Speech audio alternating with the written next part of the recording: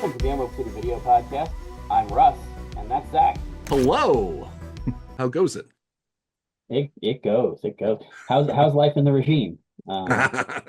It is something. I am overjoyed though because for anyone watching this on YouTube or whatever, I have my Bob's Oh, Burgers or Bob's Burgers, not Bob's Burgers, Bob's Big Boy mug. Because we have not recorded since we lost David Lynch. So mm, I'm holding a black cup of black coffee up to the man. my copy is my mug is Stitch. Yes, that's good. I often am drinking out of one as well since The since only thing it's that bothers me is that I because I'm right-handed, yeah. when I hold it, by default instead of showing Stitch, it just says weird but cute, which isn't really my vibe. Uh, I mean, but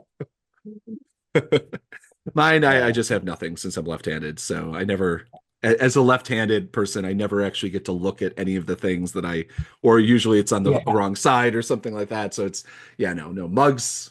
I'm a persecuted class when it comes to mugs. Um, It's it's weird to me that they're all so specific. It never really occurred to me till I used to have a Blockbuster like manager. I mean I still do, but yeah, not mine. I just bought one on eBay. yeah, But it was like a nice like metal insulated mug, like travel mug that they gave to assistant managers and managers. yeah, And like I just always remember that because it's got the Blockbuster logo on this side and absolutely nothing on the other. yeah. And I just remember being outside with it one day, and my ex-girlfriend was like, "That's the sun is blinding me from your mug." Because like the logo side was facing me and Yeah. the reflective metal was facing her. Yeah, yeah. I'm just like, huh, that's interesting. Yeah, usually at least if I want usually this mug actually is perfectly fine because it actually shows if I Yeah, want to like take a photo or something like that with it, but it's selfie yeah, friendly for left-handed people, but yeah. But yeah. anyway. Have you we actually didn't talk about this before, so like obviously if you don't have any have you watched anything lately um that's been interesting? I know that I have, but I can't think of anything. I haven't been to the theater, that's for Yeah. sure. Yeah, no, no, Um, no. I'm probably gonna I my watched. my goal is to see Warfare tomorrow or maybe later today, depending on my mood. But yeah, I haven't really seen actually. Oh, yeah, but anyway, go ahead. Yeah. I watched The Complete Unknown finally, Okay. which I thought was really good in the scheme of like biopics. Yeah. Um, like it was well done and it was reasonably accurate Mhm. from what I know, which because it's Dylan is more than I would know for the average music biopic.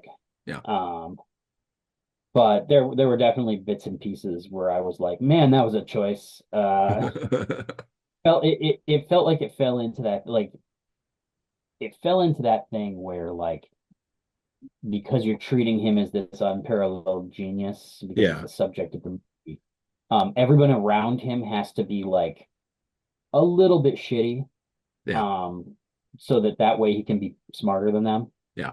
And there's two problems with that. One, Dylan was a fucking asshole. Like Yeah. Dylan's a genius. Dylan was, and as far as I can tell, still is a fucking asshole. Yeah. Uh, Yeah. and so treating it like I would much have preferred that they kind of address the Sherlock Holmesian nature of Dylan as an asshole, Yeah. Yeah. um, than to treat it like a normal biopic where your main character is the most charming guy and everybody around him is a little bit wrong. Yeah.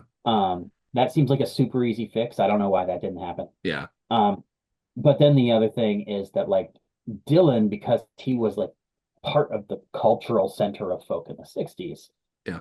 the people around him are people about whom we know quite a lot. And oftentimes people who did great work completely independent of Dylan Yeah. that gets really short shrifted in the movie Yeah. because it's like we need Pete Seeger to just be the old folky who doesn't understand these newfangled electric guitars, you Yeah. know. Yeah. Yeah. Um, and I thought everybody in the movie did a great job. And like I said, I think technically the movie was well made and all that kind of stuff. It's just there were a lot of like little decisions that bothered me because I know too much about the subject matter, I Yeah. think. Yeah. And that happens anytime there's a biopic. And certainly when we watched Hurricane, there was a lot of stuff in there that was wrong that I could tell you, oh yeah, that's wrong, Yeah. because like I talked with Reuben Carter and I studied that case and all that kind of stuff. But um, I think the thing that they didn't have in A Complete Unknown that they did have in Hurricane Mhm. was it felt like there was real kind of care put into making sure that like some of the little things were right. Yeah. The example I For always sure. use, Yeah. I know you've probably heard me say it before, is because Ruben spent so much time in solitary confinement, he had like in jokes with himself. Yeah. And so he would laugh at like weirdly inappropriate things, and you'd be like, What was that? What happened?" Yeah. Um, and that's a weird personal tick. That's not Mhm. a thing. Like I've never heard of anybody else having that. I'm sure that it's a thing. Yeah. But like Yeah. Denzel did that in the movie, and you're like, oh shit, he did the thing. And it made no Yeah. sense Yeah. to anybody else because they don't explain it in the movie. He only Yeah. just does it the one time. Oh. Um, and so Yeah. like it happened, and I just remember watching it, and like as a person who talked with Ruben a handful of times, Yeah. I was like, oh my God, they did that thing. Yeah. Ruben does that Yeah. thing, you know? And Yeah. like I felt like that kind of aspect was missing from A Complete Unknown. Like Mhm. it didn't feel like they had any real intimacy with Dylan, which is funny because Dylan apparently annotated the script heavily. Yeah. Um, Yeah. Yeah. um, And one thing I will give yeah. Dylan, Go one ahead. thing I will give Dylan credit for, because like I've said 4 times that he's an asshole, um, is apparently he was the one who told um, Mangold Mhm. that they needed to rename Suze Bertolo and create a fictional character. Yeah. Um, because at this point in his life, Dylan has come around to the fact that like it's totally unfair for like a person as kind of interesting and remarkable as Suze to be seen entirely through the lens of being the girl Bob Dylan rejected. Yeah. Um, Yeah.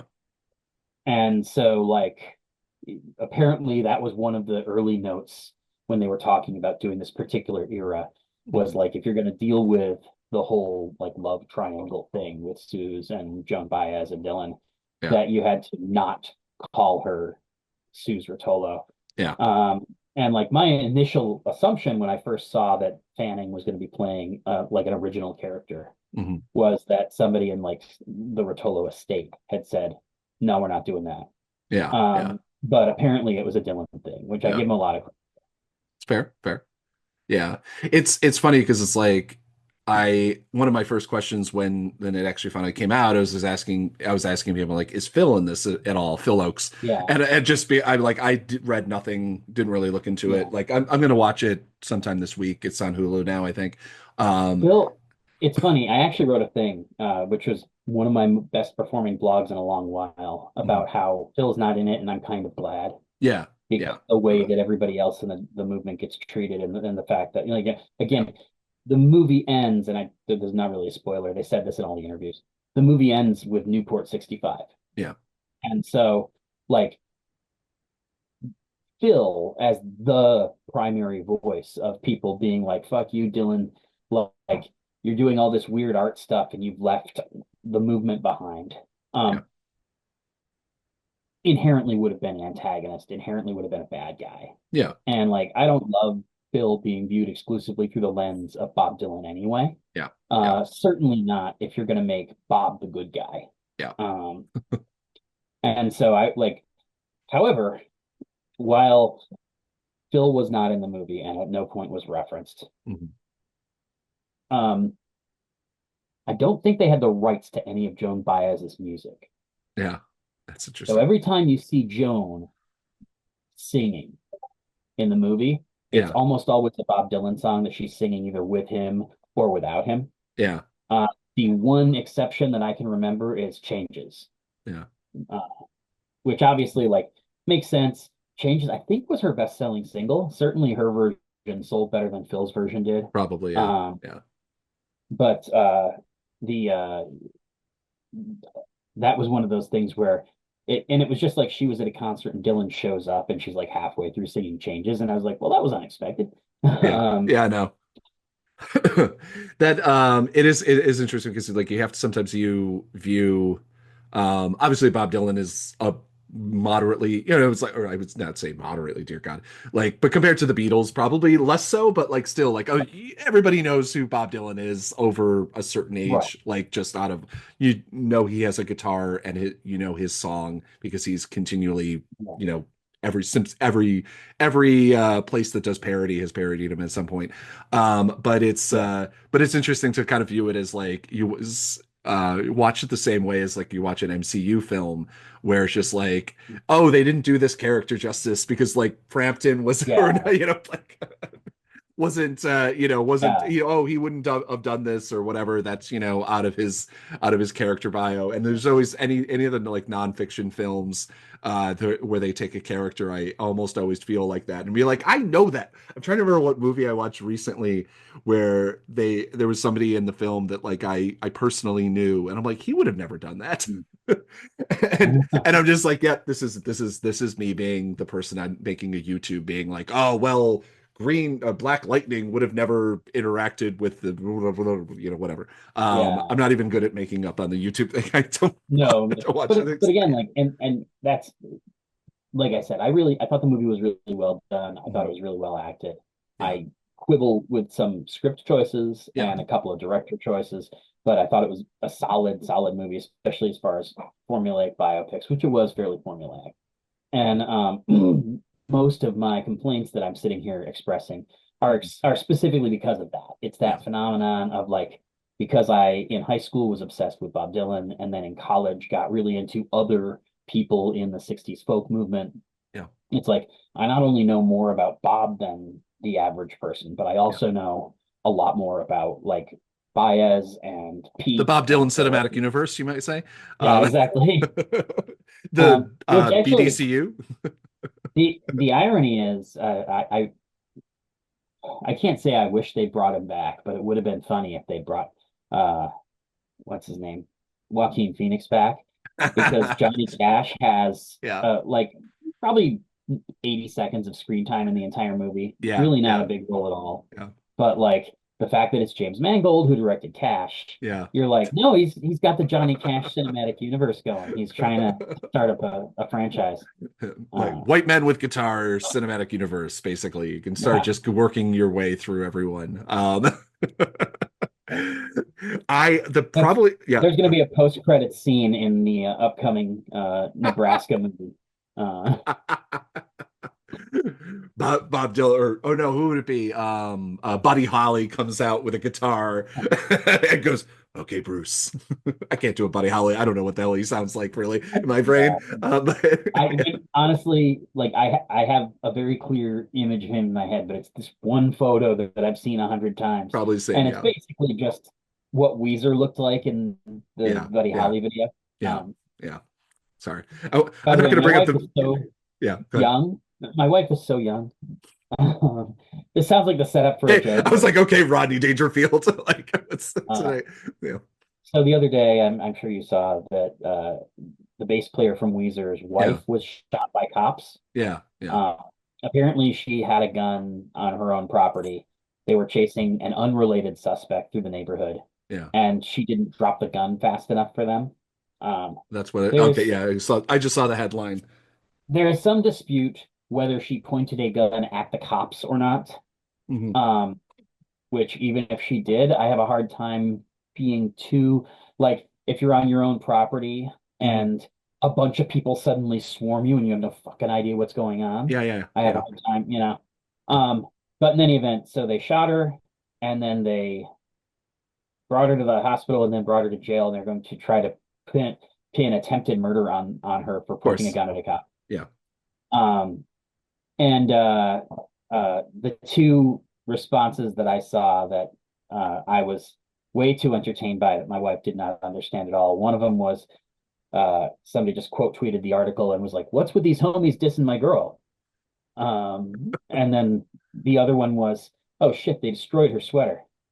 Uh, Weezer was only like didn't they have a song that was like embedded into um was Buddy Holly, was that like invent their song? Like that was them, right? I only like vaguely know. Yeah, Buddy Holly was the music video was everywhere, and it was Happy Days.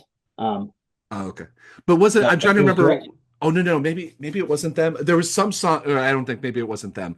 There was like I just remember. Obviously, we had U2's song like embedded onto the Oh iPad, but yeah. before the or iPod, but before that, there was a song. Maybe it was the Presidents of the United States or whatever had a song that was embedded into one of the Windows operating systems. Anyway, Oh, that's interesting. yeah. Probably it would have been Lump if it was the president's, Yes, but yeah, it's yeah, I'm pretty sure it was that.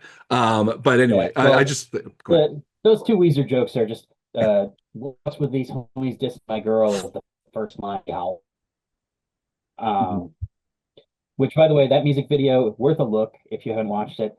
Like I watched it again recently. It's really impressive the way that they integrate um like actual Happy Days footage with Yeah. the band with uh the actor whose name I cannot remember who played Al.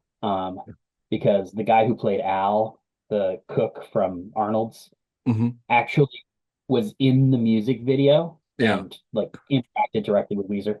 Yeah. Um, but it was directed by Spike Jonze.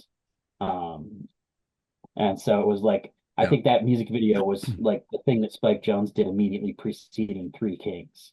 Nice. Um, Nice. uh, Oh, oh God, I gotta but re that reminds me I have to get should I get the Blu-ray of that? I'm trying to remember. Anyway. I I don't know if there's a nice one, then I don't have it. But there, I like it's one of those movies that like I think I got the Blu-ray at Price Chopper for $5. Yeah. um, God, those were the days. Jesus um, Christ. I've been trying to replace a bunch of a bunch of my films that have Blu-ray releases of like, just like because I have like the original like early 2000s, late 90s like yeah, versions, which is Three Kings. I have the Warner Brothers Snap case, kind of version. yeah, And that was one of them that like I'm just like, okay, I actually want that like because it's not a mm, streaming thing that ever happens. It's not, yeah, that's not going to be on Hulu. It's not going to be on whatever that often ever, if ever. Which is yeah, always surprising because it had like weirdly has like a cultural hit. Like Reddit talks about it a lot. yeah, Like it's like, and so it's like a surprising thing because I'm like, you have to look for that film, which is unfortunate because it's one of, you know, I think one of the better films that all of those actors yeah. that are in the film did ever. But just me. I think it might be a distribution issue because I think, and I might be wrong, but I think it's a New Line movie. Like, Yeah, go um, check out. because New Line, I in my head, the case for Three Kings, the snap case, Yeah. looks like the snap case from 13 Days, I think it Hmm. was. One of those Yeah. movies, either 13 Days or one other Kennedy. But whatever it was, it's like, and I remember it being like that being the first movie that New Line had like some special thing Yeah. on, and it was like, here's the New Line interactive, blah blah blah. Yeah. And then that there were like four of those movies, and they were like, oh, never mind. Yeah. Yeah. Um, That was all those like so many but of the like, DVD special feature things and special. Yeah. yeah. Yeah. But I feel like a lot of the New Line stuff, because it was done relatively on the cheap and because it's like an imprint and all that kind of Hmm. stuff. Oh, hey. Callie's here with coffee. Thank Hello. you. I got your. I'll take the cold one. Yeah, thank you. Um, but I know a lot of those the horror movies that they did through New Line obviously all have like weird licensing issues, and a lot of them now are at like um Kino Lorber or Yeah. Scream Factory or something like that. It's very But weird seeing those films like Kino Lorber, like growing up. That was like the very as like Cabinet of Dr. Caligari. I think yeah, my DVD is Kino, and it's just like watching like a film like Three Kings, like something that came out like 20 years ago, yeah. 25 years ago. I'm like, what? Like, Oh no, for uh, sure. Because I remember Kino Lorber, and this might be yeah. a misapprehension. It's maybe this was not a big part of their business model, Mhm. but in my head, they were like public domain kind of Yeah, stuff. yeah, They yeah. were Or in that like they realm, yeah, basically yeah. restored a bunch of beat up old crap that nobody was interested in, Hmm. and like preserved these films for the next generation. Yeah. Yeah. And now it's like, yeah, they just did a 4K reissue of Snake Eyes, the movie with Nick Yeah. Cage. Which I actually am gonna have to buy. I love that film.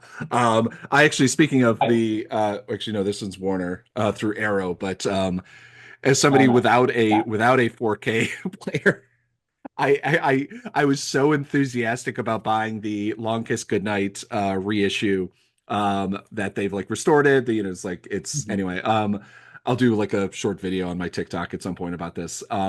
Once I get a 4K player, because I thought, oh, of course, it also comes with it. It's that the extras Right, right. are on a Blu-ray disc. The bonus features are on a Blu-ray disc, and yeah, so I have no way of watching this, which is like special Yeah, torture because I fucking love this film. And the I think the DVD copy that I have, or the I think I probably watch it on Vudu, or I'm sorry, Fandango. Fandango at home. Um it's not fantastic. It's, you know, I mean, it's yeah, no, fine. It's you know, it's DVD quality or whatever, but it's just like, oh, right. that film deserves so much better. Because it Yeah, and is also such there's great. I feel like there was a lot of like weird color correction that went into the home video release, Yeah. and they've got like not artifacting exactly, but they've got some stuff that dates all the way back to the VHS release Yeah. that you notice it in the digital and in the Blu-ray or in the DVD versions where you're just like, Yeah. this feels like the scene should be 10% Yeah. whatever, Right, or you whatever. know? Yeah. Yeah. And then like usually I'm not good enough to see that stuff, but that's a movie there's a lot of high contrast. Yeah. There's a lot of dark shadows and bright colors. Hmm. Like when that movie looks muddy and foggy, it's wrong. And Yeah. Yeah. and so like you Yeah. like oftentimes you'll watch that on digital and you'll be like, this doesn't feel quite right. And you can't, it's hard to put your finger on it because you haven't watched it in theaters in 30 years. Yeah. But like it's definitely one that I'm excited to see, like the 4K remaster, because I agree with you completely. I think some of that shit has been basically on the negative since they taped it. Yeah. Yeah. No, I have a couple films that like I accidentally bought. Like I went on a I like when I like I forget, I got some decent the way my as a freelancer, the way my career works is that I get Yeah. a decent paycheck, and then basically it's a 45-degree angle to zero in my bank account. And so at some point I was just like, I have a little extra money. I'm gonna go on an Arrow binge. And so like I think I spent like 150 $130 on Arrow, which is a big binge for me, which is probably three Yeah. films. And I figured out that I'm like I wanted to show a couple friends down here Satanic Panic, and I was just like, oh, this film is great. Oh, I got the DVD, I got a, yeah. you know, great copy, you know, whatever. Put it in, it's not working. And I Oh, was okay. just like, oh, okay, shit, this must just be a bad one. And I just didn't think about it because I had it on streaming already. Right. And so we watched it on streaming. And then a couple of weeks later, another friend of mine came over who's a big like horror film kind of thing, fan. And I was like, wait, I'm sorry. And also he's like 12 years younger than me. So like there's Yeah. just like a whole realm of cinema that he hasn't been exposed to. And I was like, Yeah. Tremors? You haven't fucking seen Tremors? What the I had that moment of like, what do you mean you haven't seen Yeah. this? Um, and and so I tried to show it to him, and it was just like glitchy. It was just like not working. And then the hilariousness, I also obviously I have that on streaming on Vudu. Right. And that day that I tried to show it to him on Vudu, for some reason the like the download or whatever, every other film on Vudu worked. Tremors had some digital problem, and it was like a black shadow was over it was the weirdest thing. I checked it out the next day and it worked perfectly fine. But I've realized that like basically I just bought a bunch of 4K discs, and Yeah. I have a Blu-ray player, and I don't have anything else. Yeah. So and I'm not spending $179 to be able to play, I'm sorry, like four films right now. So eventually I will break down and buy one. I also want to buy like one that has open, you know, whatever, which is obviously a little bit more I so it's just actually right before I got laid off, yeah. got myself finally the this one specific Mhm. region free Blu-ray player Yeah. or region free 4K Blu-ray player that Yeah. because I had said to people on Blue Sky at one point like 2 years ago, like I do like I want to upgrade to 4K eventually, but like I need it to be region free. I want to get to the point where I only have I only need one player for all the shit Yeah, now, yeah, yeah. you know. Meanwhile, Um, you have a VHS probably. Or yeah, I know you have a VHS, and uh, then you probably also no, you don't have what is it called? I always blank on it. It's not Laserdisc. What's your the CED, the VC? Yeah, the yeah, CED player. yeah, yeah, yeah. Here's the funny thing. Because I don't think I've shown you this. I fixed it. Hmm. I got the CED player working last week or the week before. Nice. Um, changed that belt finally that I've been sitting on forever, and Yeah. so this is right on my Nice. How does the best quality on stand video. up? How does the quality have you watched it on like I a haven't watched the Lenny Bruce performance film on disc yet because I actually ordered that. I paid it was like $4 on eBay. mhm, Um, the I watched Emmett Otter's Jug Band Christmas because I picked just a movie off the top of the pile. yeah, And it had that the crackly straight lines of static that the yeah, discs always had. yeah, So it's like, well, it's definitely it's sub VHS quality. It's basically the same resolution as VHS, but you get the okay. like vinyl artifacting. I always remember this as looking better than tapes. Um, Hmm. I don't know if that's actually true or not. But one thing I will say is that I've also not watched my VCR on this particular like Yeah, 1080 flat screen yeah. TV. The TV that I have attached to my VCR here Mhm. is small and it's like 720. So it's still like digital, but it's definitely much closer. It's like a full frame TV. Yeah. It's like a former security camera TV that I got for like $20 at the beginning of the pandemic because Hmm. once everybody had COVID and was being quarantined in their bedrooms, I needed to have a fucking TV for every bedroom. Yeah, yeah, yeah. Uh, but so the discs don't look great. I mean, they don't look terrible, but Hmm. like they look like a crackly VHS. Yeah. Um, but I don't know if it would look better or at least more natural on a tube TV. I do not have a tube TV right now, and every time I like think about possibly getting one, I'm like, that is a stupid thing to do. I have so many fucking TVs. I don't know where I would put another one just so that I can play like Yeah. nostalgic video games and video discs on something that looks 5% better. Yeah. You know what I I mean? keep considering getting one just like a 25-inch or whatever like type of thing, like just out of like or trying to Mhm. find one, I mean, but just out of like having it for like doing TikTok, like literally like the Yeah. gimmick and that's it. Because I'm Yeah. like I don't have like a large enough apartment to like justify having like several different Yeah. screens, that sort of thing. But If I um if I saw like one of the old fucking monster like mhm, Zeniths that was in yeah. decent shape and not crazy expensive, Mhm, I would get that and I would stick it in the corner in the basement because yeah. like with the pool table and the fireplace and all that kind of stuff, It's got it a would vibe. kind of make sense in Yeah. there. Yeah. Um, but like short of something like that where it would look nice, Mhm. just getting a tube TV and then putting it where the flat screen is in the basement is Yeah. like that doesn't make any sense Yeah, I either. know. Yeah. Um, although my one of my favorite VHS, which is buried in all of this garbage over here right now, is uh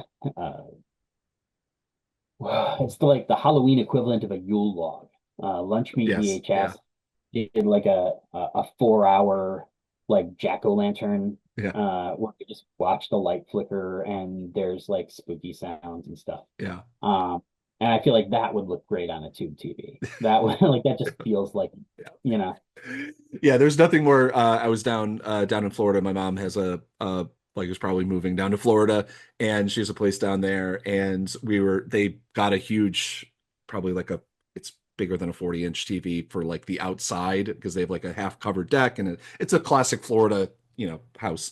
And yeah, like so we're at Christmas, and I was just like I turned on the went onto Netflix or whatever that has, around Christmas time they have that Yule log thing. And I'm like, this is like the no, most fucking like it's Florida, it's 90 degrees out right now, and there's like a yeah, Yule log on the flat screen, which they had like the super thin because it had oh to be yeah, outside and it's the whole thing. And like yeah. whatever, probably because and I'm like, this is and this is ridiculous, but anyway, my one before we get into the two stories that we're literally going to Yeah. talk about, which it kind of leads into what we're talking about is I saw first I saw G20, which is Amazon's streamer, like they're one of their big films, and yeah, I got a lot of problems with it, but it was kind of hilariously bad. It's about basically a guy who wanted to disrupt the global markets to make money on Bitcoin, which I enjoyed, and then there's like an AI factor, which whatever, but there's like a lot of issues with it. Homelander plays the bad guy. I don't think that's spoilers. But the actually good film that I saw, and this is a while back because we haven't done one in a while, was Mickey 17, which I Um, absolutely loved. It was what I called it, what I jokingly called it was Starship Troopers, but with empathy. If mm, humans had empathy, and because it's basically it's they go to an alien planet, and aliens mm, shockingly are there, and basically you have like this very Mark Ruffalo plays a very Trump-like figure who's leading this space colony off, and there's stuff going on, but it's made by a director that almost all of his films have some sort of human empathy in them and everything. So yeah. it's I can't recommend this film enough. I don't think I forget, is it out on Fandango or is it out on streaming yet? It's Um either out now or they've got like a whole strip on the top of the page right now that's for like pre-orders. And so yeah. sometimes I can't remember what's actually there versus what's on the pre-order strip. Yeah. I just it's a film that basically like I think everyone expected it. Sorry, I'm clicking on the Fandango at home just to see if it's available. It Yeah. says it looks like it is, but for some reason I think it is, but The like I said, Fandango is telling me that it's not going through the webpage. Anyway, it has a sell point, so it's at least available for $20 or yeah, whatever. But highly recommend it. It was a really I think there's arguments of like that this could have been better, this could have been better, this was not, whatever. But right. like there's an end scene that is truly kind of incredible, and I think it's a lot of choices that could have been made in the film by a different director. Like if an action director, if had a traditional action director had this film and this property, it's an IP, it's based off a book. It would have gone a very different way. But like I don't know. You have to see that. I don't know how to explain it without doing spoilers, but like I highly recommend making through the first half of the film. 100% is slow. It's building different characters, and it's doing everything. But the back half of the film is absolutely incredible. I mean, the first half is slow but good, but not. And Right. all of it's one of those few films that I'm just like, I love every choice that the director made, that Junho made in the film. Um, and uh and yeah, it's great. And Robert Pattinson, who I always am still I don't know why I'm still very suspicious of like his acting ability. It's like undeserved. He's more than shown himself, but he's just like that actor that you first get introduced, and it's a role like, oh my God, what the vampire film that he was in? I'm blanking on what it's called. Right. What's Twilight, yeah. And then it was just so fucking terrible. And he was terrible in it, and everyone was terrible in it. I guess he was probably fantastic for what it needed. He was perfect. He needed to be sparkly and pale and vaguely It's also interested in one of being those movies present. where I've heard that the director asked, like the George Lucas thing of like asking for a very specific performance. Yeah, And yeah, so, from what I understand, it's not like, hey, yeah, we're all doing our best here and yeah, we're all very surprised that people don't like it. yeah, My understanding is that for the most part, they were like, oh my God, I yeah. get what you're doing, but it's terrible. Yeah, yeah, no. It's like this is my first. Obviously it's a monster role, and you can't say no to Oh it. yeah, But yeah, no. I mean, I totally get it. But it's one of those. It's like that was my first thing, and obviously, you know, try hard to something we've talked about a dozen times about like trying not to hate something because of the fandom that's around it. Um, yeah, you know, the only example that I think is valid is Harry Potter, but that's a different subject. But um, it's definitely he's absolutely fantastic in it. No, Naomi Ackel is also or Aki, I'm Yeah, sorry. I don't know her. I recognize her like vaguely from things, but she yeah, was um crazy good. Crazy. I don't know how else to say it. It's like not exactly the most film great film review, but she was just really good. Stephen Yeun was Stephen Yeun. He was great. Tony Collette was playing like the Melania to Mark Ruffalo's Trump kind of character, was also just like Tony Collette is probably, I don't think she's underrated. I always hate when she's, oh, she's the most underrated actor or something like that. It's like she's yeah, actually rated quite well. It's just that she, yeah, I don't know. She's not, the and, Brad Pitt or something like that, where it's just like, yeah. oh, okay, but yeah, Yeah. but It's kind of but like that, actually, as because I've been watching the Cleveland Guardians for the last 2 years, yeah, and like last year during the playoffs, um, somebody asked the manager of the Yankees like some question, and the premise of the question, like baked in, was that Jose Ramirez, who's like the big hitter for the Guardians, hmm uh, is like one of the most underrated players in baseball, yeah, and the coach, and this was like a lot of people took this personally and were like, "Oh, fuck that guy," and I was like, "No, I took this totally at face value," but the Yankees manager was just like, "I don't know if you can say he's underrated anymore. For the last 4 years, every fucking week we've been talking about how underrated he is. I At know. what point does that add up to Yeah, being yeah, rated?" yeah, yeah. I always like I've been spending wait because there's large projects that I'm working on, and so my procrastination level is like through the fucking roof. Of course, that's how that's how at least it works for me. And so I've been spending way too much time on like the like Blu-ray and just like the movie forums on Reddit, which is like the if you want to hate cinema, that's where you got to spend your time. But um, but it's just like there's just like, First what of do you all, think because is the every book? fucking thread Yeah, is what's a movie everybody loves but you hate, which is exactly. like Yeah, yeah, the kind of thread that was interesting when I was 20, and now you realize like, oh, that's just a reason for people to fight and for you to yeah. shit on something. And to get Like, Reddit I don't points, know, which man, I I just don't don't talk understand. about movies I don't like. Yeah, Like, yeah, no, no. I also, it's just like I'm also like, it's like I think a policy on our show is that like if you don't like something, okay, that's great, cool. yeah, Or if I don't like something, I try not to unless it's like openly, like so, again, like my J.K. Rowling, like any opportunity I get, I'll call her a fucking bigot. yeah, Or my hatred of the Joker is probably my one fucking example of a film that I will be like, no, I'm gonna fucking judge you that you like this film. um, Joker is and like Joker is like the anti Josie and the Pussycats because yeah, like that episode happened and it just became yeah, like a running joke that oh like yeah, oh yeah Russ loves Josie and the Pussycats, and then I took that to its most extreme conclusion and wrote a fucking book about the movie. yeah, Um, yes, but now in the time since then, it's like Joker's just become the new running joke. It's just like, oh no, Joker, we fucking hate Joker. yeah.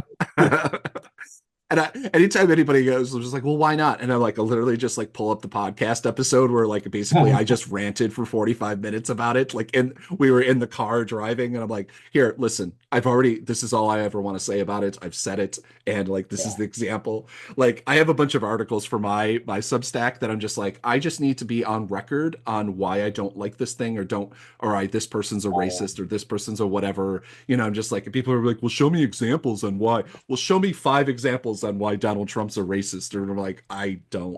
What? And it's just like you try to think of like, wait, what are they? Like, and obviously that's a bad yeah, example because every single day he comes up with a new right. example.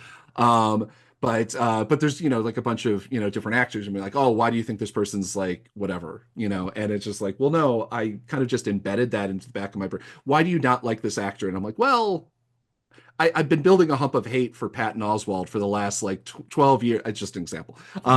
Just an example, just a random name I came up with. Definitely not a person who I have a grudge that I hold for other people over. But anyway, let's actually get into Wall Street Journal had a story um, uh, 2 days ago. Hollywood is cranking out original movies. Audiences aren't showing up. And one of the reasons that this like really stood out for me was because the continual endless, like again, on Reddit forums and things like that, Yeah, everybody bitches and complains about IP and about oh, Hollywood isn't making this. Oh, how it's what's a Mm. or my favorite is what's a film that Hollywood wouldn't make anymore, and Blazing Saddles pops up Yeah. as the number one, and I'm like, they would 100% make Blazing Saddles again because it's a great fucking film that has a great fucking script and makes fun of the racism that is supposedly it's not a racist film. Mel Brooks Mm. is and was a like especially back then and now is a fantastic writer. They did a TV show for what was it The world. History of the World Part 2, which was fantastic and it was funny. It wasn't I don't think it was as for me because I'm a certain Mm-hmm. age and was raised like both of us we're like our references are older than us and I Yeah. mean like we're people that like not even Monty Python, but like older than that, again, holding up a Letty Bruce Yeah. LCD Yeah. or it's a disc or VCD. And but it's one of those like they are making these films, and you just aren't seeing them because you're not looking for them, which is not 100% your fault, but if you're complaining about something not existing, it's kind of the meme that is really big within political. Why isn't anyone writing about this? Here's a link to this article from the New Yeah. York Times. It's like, and it's just like, Yeah. and instead it's just like, why aren't people making more films about this? And then 9 times out of 10 we're like, nobody wants to see it. And it's just like, well, that's a good question. Why? It's something that I think we have to deal with is like, why the fuck aren't people showing up for Mickey Right. 17 or anything like this? It has, two or three A-list actors in it. It's a big Mm. director that people, have shown up for other films for. Right. And, but this one, in quotes, bombed. Whether or not it has, how much of a life it has you know, on streaming or whatever but I don't know. I don't know what the question is there, but it's this, it's not great. They list a Yeah. couple other ones. Alto Nights, which I don't think is too surprising, just basing on the trailer. I had no interest in seeing it. Novocaine didn't do well. Amazon's Red One, which is kind of surprising that it didn't do well. And of course, the biggest example that like I think is sinful as a person who failed to see it in cinema, which I'm in the cinemas, which I'm ashamed of, is Horizon, an American Mm. Saga, Chapter One, which I think the title alone was probably a little. But Yeah. yeah, Didn't Kevin help. Costner and Megalopolis is another example they bring up, which are all kind of Yeah. personal pet projects. Um, Hmm. but it's just what the fuck is going on with people? I don't know. I also think like one of the things that struck me about this headline, like I'm Mhm. glad that somebody in a mainstream Yeah, like outlet is kind of pointing out this phenomenon because like I remember 5 or 6 years ago at the height of the superhero mania, people bitching like everything's a sequel, everything's an adaptation, yeah. everything's a blah blah blah blah. And I actually went through every like studio movie released in theaters that year Mhm. and I tallied everything up. Yeah.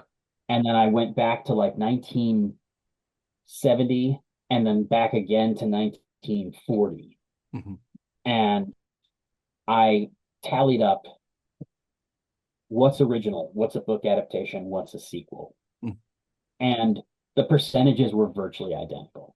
Like, yeah, there's more movies now. And also, like, the way that the theaters are set up, like, the big IP movies are like jammed in your eyeballs Yeah. in a different way. Yeah. But like objectively, if you look at the theater listings with your eyes, Mhm.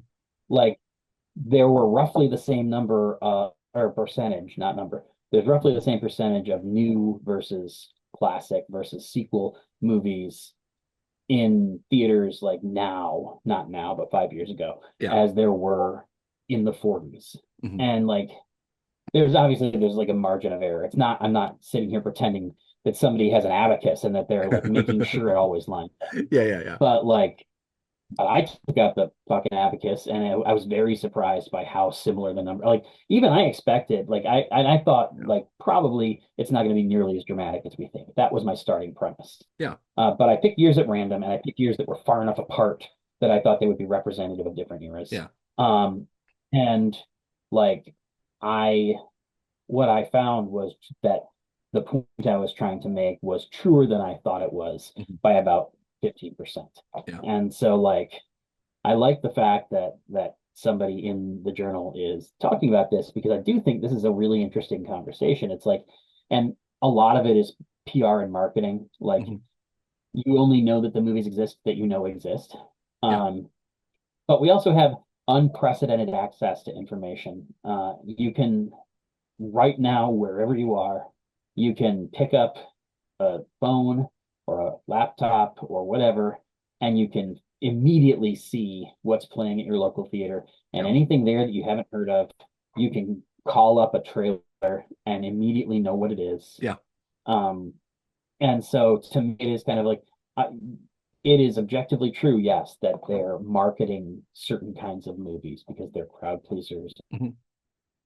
Yeah, but that's like the YouTube algorithm constantly tries to feed you true crime because there's 20 million people Yeah. watching true crime podcasts on YouTube. Yeah. And pick your example. Like corporations want to make as much money as possible. So the thing that they're trying to sell you Hmm. is the thing that the largest possible number of people are going to buy. Yeah. Because like as targeted as advertising is now, it's still imperfect. And they're just most things that are being advertised aren't tailored to you. They're tailored to like the average consumer that is your age and gender, Yeah. you know? Yeah. And I so yeah. like I was just gonna say like that's Yeah. objectively true. And I understand like people say like, well, I don't see it. And it's like, yeah, but like also you could make literally any amount of effort to see it and it Mhm. wouldn't be that hard because there are an enormous number of film blogs. And like I Yeah. said, you can just literally go to Fandango. It's one website. It Yeah. has the show times, your local theater, and the trailers and reviews, I Yeah. think. Usually, So yeah. it's like you have everything that you need to, and I fucking hate Fandango. And this is Yeah. not an advertisement for them, Yeah. but That's okay. but it is like practically speaking, pretty much everybody in the country can go to that website and be like, oh, here's what's playing less than a half hour from my house, and here's the trailer for it. Yeah. Yeah. I mean, yeah. I mean, there's always, I mean, there's things that I always complain about, like not with both, you live near Syracuse, New York. I live near the Hampton Roads Oh yeah, area in Norfolk. And we don't live in, I try to remember what film it was that came out. And everyone's like, why aren't people seeing this? And I was like, well, I have to drive 2 hours to go see this film. I mean, it's, we talked about this when Nolan came yeah, out with, yeah. I don't know what 1917. 1917, and like I really, because I'm like that film was yeah, it was, and it was just like you should see it in this way and whatever. I'm like I'm not following his orders, but I'm like, yes, I would like to see the film the way that the director, whatever, Yeah, um intends to exhibit it. Yeah, yeah, and it was just like, oh, I have to drive to Westchester. Like it was 3.5 hours, which I'm like, I'm vaguely interested in. I might do it if I had another reason to yeah, go down there. It's just like it's not just a film, or if I wasn't going to right. have to spend, $120 to see the film because tickets are also $30 down in Westchester to see an IMAX film. Yeah, But it's just like, I mean, throwing out costs and throwing out, kind of all those things. It is one of those like I look at my like yes, Mickey 17 was playing. It had like the first day that it wasn't showing that it was doing numbers. Basically I looked at it because I didn't see it opening weekend. I think I saw it like a week or two after, and it was the one showing on a Tuesday, and that was it, and that's all it is. And it was like my Regal only shows basically films at 7 p.m. If it has yeah, one showing at 7 p.m. or 9 p.m. And it's just like yeah, it's not, it was the mall, it's a dead mall that I have to go to, and I'm like, I'm not super pumped about parking my car. And there's, and like, I know a lot of people in this area too that just won't physically go there and they have to drive out to other places. But it's just like it's difficult to see it, but it's an interesting, like one of the things that I was thinking about though is that, even 20 years ago, if you look at what the, original standalone films that like weren't building out mhm, thing, and like what were the like existing IP, it was a very mhm, popular book that had its own massive, like the Clancy, films, yeah, like Some of All Fears and like all these things. Yeah. they are technically, you know, I mean, I guess they're like IP and they're sequels technically and kind of all those Yeah. things, but like I don't think people nowadays like really consider that like Mickey 17 is an adaptation. It is a book. It was a Right. New York Times best-selling book. But like I knew that because I work in a bookstore and I spend too much time just like Yeah. in a bookstores when I can and things like that. And it was just like I don't think people knew that, and that's kind of part of the problem. Yeah. But games and not even comic books, but like comic book culture is I Mm. wish comic books were as big as video games, and we both do, obviously. But it's just like that's the reason why, to me, why yes, a $280 million opening for what kind of everybody says is not a really great film for Minecraft Mm. is not, you know, it's compared to, you know, Sinners is opening up this week, is Michael B. Jordan, big Hollywood star, you know, the Coogler is a big director. It's, you know, I don't know, is it going to do numbers? I don't, you know, it hopefully will, because I based on the trailer alone, we're both super pumped for this film. Yeah. And like I just was literally on Fandango and I'm like, oh, it has a special, oh no. I was super Yeah. excited because oh, we have a special early showing at in Mm. our area, and it's like no, for some reason my Fandango resets to Brooklyn. I don't know why. Uh, And I was like, oh, Alamo mine, Draft House. I'm like, fuck, god damn it. mine constantly resets Yeah, to when I lived in Manassas, I know, Virginia, right? Same. which is 20 years I ago. know. Yeah. I'm like, I don't know, and I can't fix it. It never stops. Hmm. And it's just it's wild. I'm just like, how? How is Yeah. this a thing? Yeah. Um, but they I actually I think I told you about this. I definitely blogged about it and ranted about it at length. I actually bought tickets to go see Guardians of the Galaxy 3, showed up at the mall, Yeah. and the theater was closed because the theater in Manassas opens earlier than the one in Syracuse. Yeah. And so I waited outside for 10 minutes and then finally figured out that it had defaulted to fucking Virginia. And I Yeah. called 1 minute after the movie started so they wouldn't refund my tickets. Oh, of course. And it's And so like I was just like, okay, well, I guess I'm just never fucking buying movie tickets from you guys yeah. again because every Yeah. time I go to check Yeah. movies and like yes, I've changed my address, I've flushed my like all Yeah. of the things. Like I haven't lived there in so fucking long. I have no piece of technology left in my house that Yeah. existed at that time. Like, and so Yeah. I'm just like it's one of those things where I'm just like I don't know what the hell that is, but it Yeah. just it hates me. Um, It is one of those things though where it's just like but it's a problem.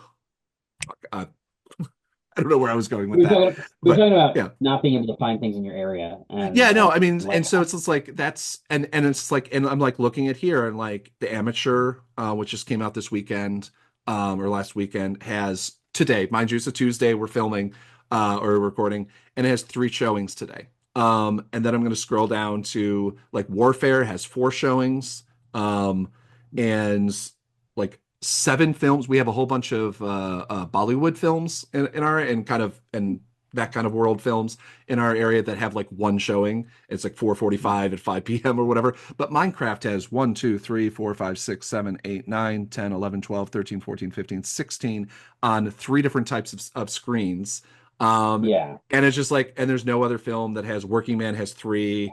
Death of the Unicorn, which by the way I did see in theaters, and y'all got it. You definitely should see that. I'm happy I saw it in theaters, but it's not one of those like necessary films. But like, Yeah. it's super fucking fun. It is ridiculous. What Like which one's this, sir? Death of a I Unicorn. oh okay, yeah. I don't like that is definitely one of those like I saw a trailer like I'm a huge it's Paul Rudd and Jenna Ortega. I'm a huge Jenna Ortega fan. I'm a huge Paul Rudd fan. So I was like, okay.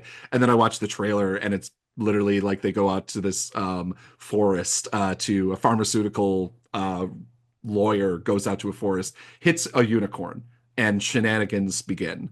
And so it's just like I absolutely love high premise films. I believe it's an Yeah. A24 film. Yeah, it is, which isn't necessarily surprising. So it's like at least with an A24, you're like, okay, it's gonna be watchable. Like you know that Yeah. bar is there, and it was way more than Even my mom, who does not like, I don't know how I convinced her to see this film. But like we were down in Florida and it's just like there's only so many things you can do. And it was like, of course, it's still like 80 degrees or whatever, like at 6 p.m. And so we went to see it, and she actually loved it as well. But it's definitely a great film. But of course, that one is also like I mean, I think one of the problems that I mean we've talked about before is that like I don't know what the budget was in this, but this is like I was reading an article about not Olivia Munn, who's the other Olivia. Wild. Was that Wild? Yes, Alive Wild Olivia Wilde. was like hopping one of her films. She was hopping from like she worked on a project at Netflix and then moved to something else because the budgets were like overtaken. And I'm like reading the Yeah. description of the film, and I'm just like, I hate to say, I'm like, yeah, that makes sense. Like, there's not a very big scenario where an Olivia Wilde film. The films that she directs, not taking, Right. whatever. It's Yeah. just like this David Lynch. Like David Lynch film is not going to make $300 million. I'm Right. sorry. Like a Scorsese film on a good day makes $300 million, but always won't. So when you're giving these Yeah. directors like $100 million things, there's like no Yeah. shit original products that are interesting and whatever aren't going to do well. Yeah. And so it's just like we've talked about this before, so I'm not going to get into too much, but it's just like, is Death of Unicorn if Death of Unicorn had $150 million budget, I'd be like, that's fucking stupid. That film, Yeah. there's no scenario, not in 2005, not in 1995, not in Yeah. 1980, not in 1942 would this film make that budget, like that percentage budget Yeah. back. Like even in like post rental sales, even if it had like a special mall rats, it's just it's not that film. And so it's Well, just and like, yeah, that's a thing that I see a lot. Like, and part of it, like, is I look at so often. I look at performances that people are like, "Oh my God, how did this bomb?" And I'm just like, that number looks exactly like what I would expect that specific movie to do. Like yeah, Mickey 17 even is in that yeah, like I look at the numbers for that movie and I'm like, yeah, yeah, it's a weird anti-capitalist sci-fi thing based on a book nobody's heard of yeah, with like a post Lighthouse Pattinson doing his weirdo shtick again. yeah, Like I you're gonna be limited. yeah, The amount of money that you can make on opening weekend yeah. is gonna be limited. Now, in a perfect world, because the movie is good, you'll Hmm. get word of mouth and you'll continue to make some money. But like expecting it to do $300 million domestic or something is insane Yeah, because like it's not that movie. And like oftentimes I feel like the bigger studios especially don't understand that and cannot accept that. yeah, Like I look at like just so often, and I'm not saying that I'm like super smart at this because yeah, oftentimes I'll also have misses where I'm just like, wow, I really thought that would connect. yeah, But as often as not, when people are like, holy shit, how did this movie bomb so hard? I'm looking at it and I'm going like, did you really expect that to make more than $45 million? yeah, Because like I sure didn't. yeah, Um, and so to me, sometimes, and again, like we talked about this a million times, like the idea that budgets are just totally out of control. yeah. Um, Which is wild because like all that I hear is that like Hollywood is not budgeting anything or whatever. And then it's just like, yeah, which I think two things can be true is that like right. one film gets 150, gets a $300 million budget, but they're not pumping out the $45 million films that used to No, realistically sustain Hollywood. Yes, every once in a while you had the monster, Independence Day that kind of came out of the yeah, blue, which like, yeah, I think anybody with an idea back then could have like looked at it and been like, there's a good chance, but it had a huge budget and it was taking, yeah, I don't know if it was taking risks, but it was taking some risks. right. As any, $200 million, whatever. Yeah, I'm exactly. making up the budget like back then. As any enormous investment is Yeah. inherently taking on. Yeah. Yeah.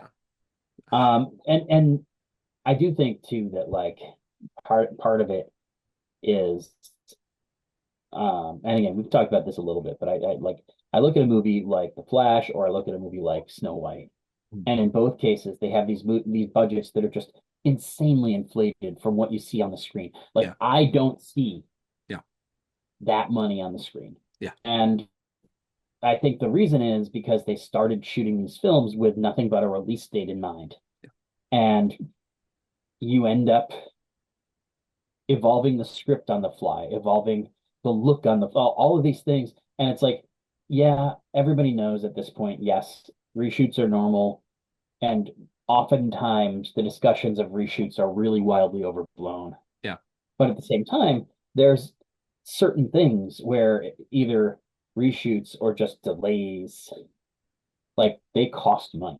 Yeah. And when you have something like Snow White where they supposedly reshot like 30% of the movie or something, Yeah. it's like if you're doing that much reshoots, first of all, it's not normal because like you should have like a week of reshoots to do some pickups Yeah. and maybe to make a couple of adjustments. Like it shouldn't be the movie. Like it Yeah. shouldn't be the third act. Yeah. You know? Yeah. Um, Especially the last considering time I remember, how much of that film, again, based on the trailer, that's it, like just looks like it was shot in front of, the green screen that like 80% of yeah, films over those 150 monitors million that dollars. used for all the Star Wars Yeah, yeah, shows. yeah, Yeah, yeah. That just looks like, oh, it has no yeah, depth, it has no actually anything, because of course yeah, Disney is still not paying and not giving the animators time to do the justice yeah. on the things. Because like the elves in the film look horrible. Like I can't get past the haircut on Snow White. That's literally it. I don't care about anything else. It's literally like her haircut, which I'm uh, like, I get it's trying to imitate what's in the film, but I'm like, yeah, things again, like this is like why the argument about Superman's suit is like, yeah, 80% of what Instagram and all these different places, all these like yeah, and Twitter is. And I'm just like, things look different in comic books and in a shitty cell phone photo than they do in the yeah, finished product on screen. But still, yeah, anyway. yeah. But that like I do think like part of the budget issue Yeah, is how many of these big movies go in without development fully finished. yeah, And they're just like, well, we have to hit this release date. And so we got to start. We yeah, got to start shooting. And if we have to spend a little extra, it's fine. And then, like, over time, that becomes like, whoops, we spent an entire second movie's budget yeah, on fucking around before we found the home button. yeah, You know what I yeah. mean? Well, I mean, I think this, yeah, And good. I just, I Yeah. think those two examples are the ones that I've heard. Like, it's the combination of like, I've Mhm. heard that specifically that they had problems and super and a lot of long reshoots, Yeah, but also just transparently it's not there on the screen. Like you look at something like Batman v Superman or even Justice League, and it's like, yeah, no, it's there on the screen. You can tell that they spent money on those movies yeah, because the like not only do the visual effects mostly look pretty good, but mhm, also like there's just mountains of them, yeah, you yeah, know. yeah. I Whereas mean, like sometimes you look at these movies and you're just like, where did the money go though? Like yeah, this doesn't look like it's a yeah, $200 million movie, let alone a yeah. three, I you will say, know? and something that like is always up in my craw about like, especially the big films. I mean, like we talked way too much probably about Batman versus Superman. But like one of the things that like I can never find the math on, which is how does all of the marketing things? Because like I was like quickly looking and it's like, this is the Wikipedia page for Mickey 17.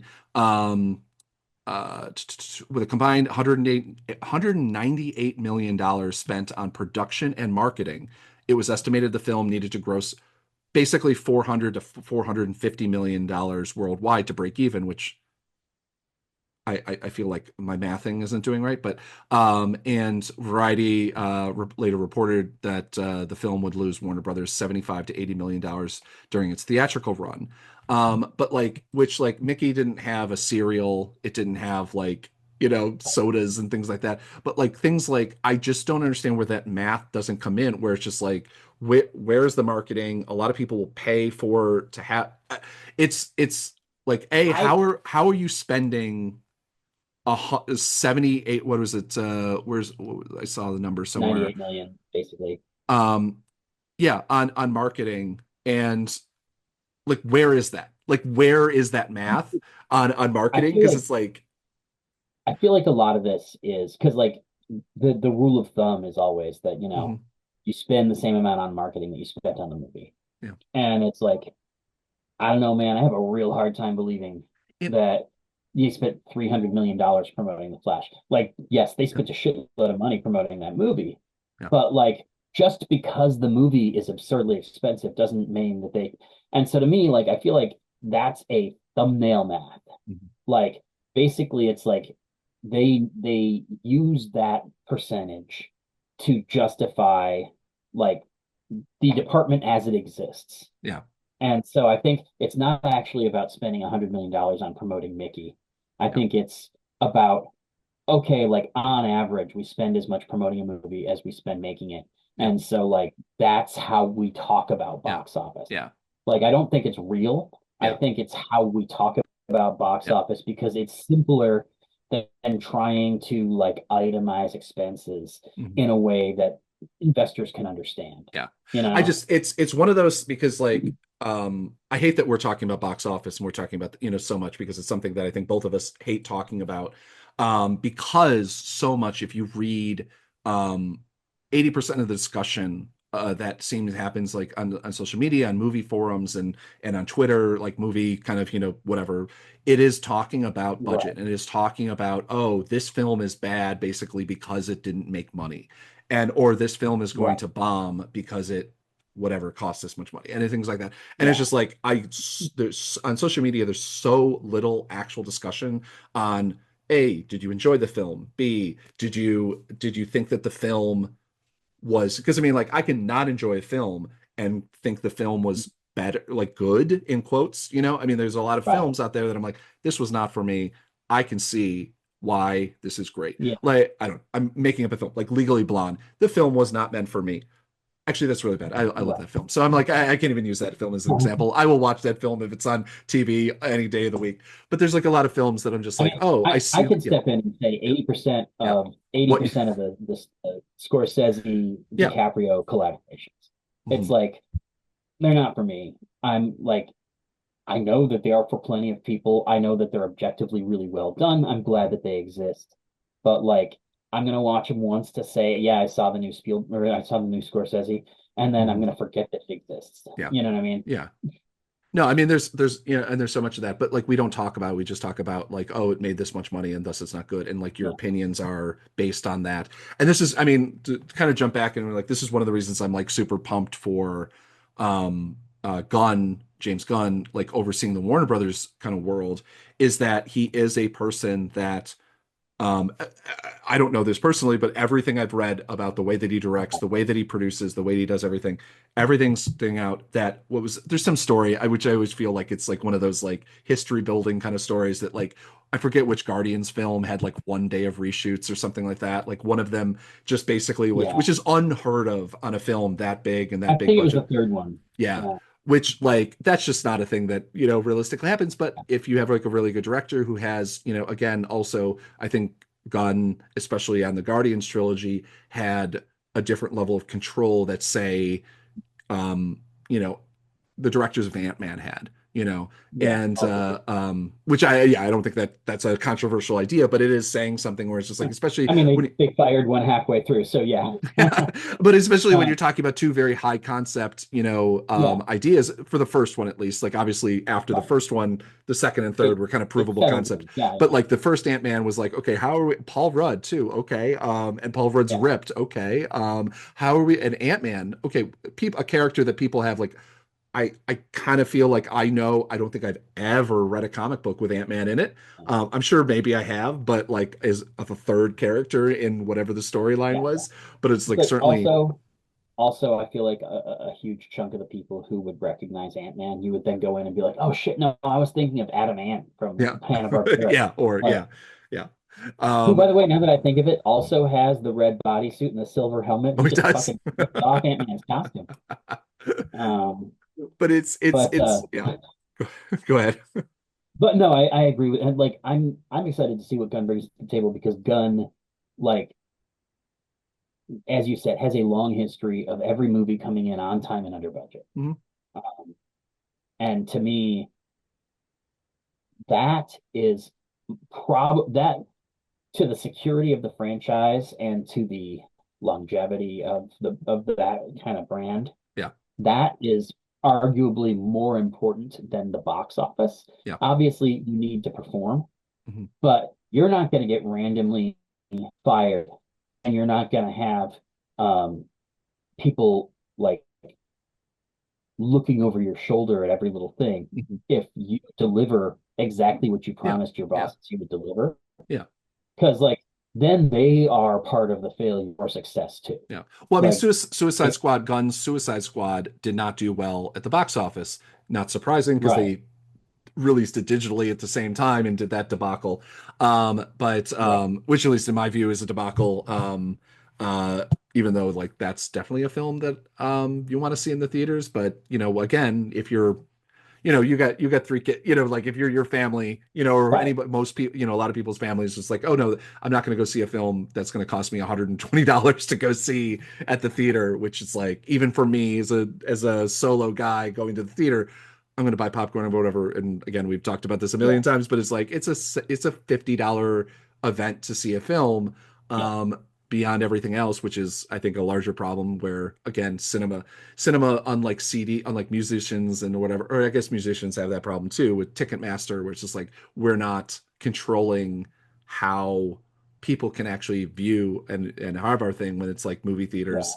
I honestly, a controversial take is I think what we should may actually look into is getting rid of that theater own was it studios can't own theaters kind of like line, and like throwing that by the garbage so that we actually have like direct so that a studio can be like, no, we're going to drop the film, and no, this film is going to be $5 because we know, whatever, or something, and not have I the mean, certainly, middlemen. But certainly we're already kind of there because yeah, we definitely have a lot of like we have a handful of theaters that are owned directly by yeah, Amazon and Netflix.